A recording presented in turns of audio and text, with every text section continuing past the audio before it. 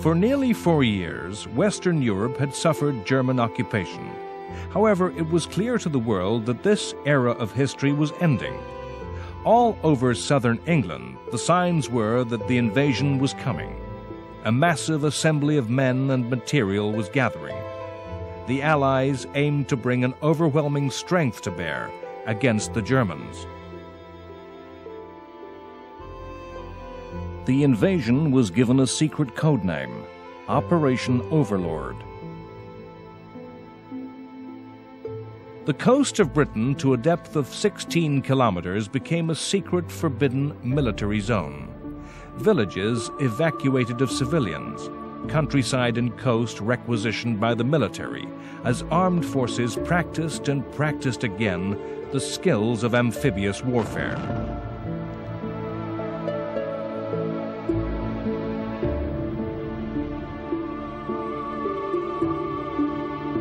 Britain itself was sealed, all foreign travel forbidden. The invasion was the product of lessons learned in many previous operations, where the armies, air forces, and navies of different nations cooperated in detailed, coordinated action.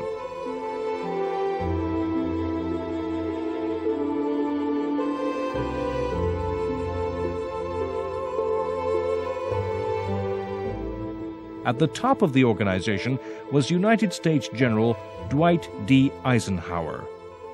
Eisenhower's abilities were political as much as military, making the alliance work in everyday reality. If it is true that every battle is won or lost before it's fought, then the leadership and the staff that Eisenhower assembled is the embodiment of that idea. There was meticulous attention to detail and a refusal to act without the correct preparation and resources for victory.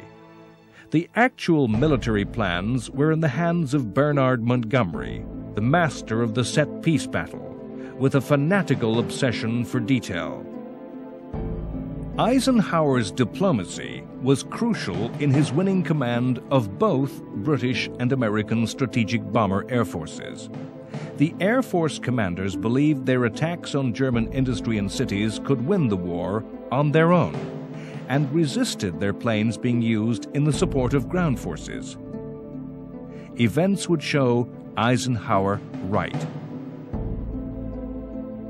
It's hard for us to realize that armies fighting on beaches, fighting their way ashore with specialist equipment, was a new thing.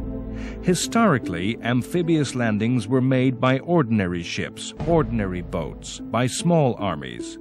The size of armies, the lack of radar, of aircraft, of the telephone, meant amphibious landings were made unopposed. The lessons of previous invasions in North Africa and Italy brought forth new technologies of war. Swimming tanks were designed to fight with the very first wave of attacks. Provided with flotation tanks and propellers, the tanks were launched at sea and swam ashore to suppress fire from defending infantry. Specialist fighting vehicles cleared mines, laid roads, and bridged obstacles. It was an eccentric area in which the British excelled.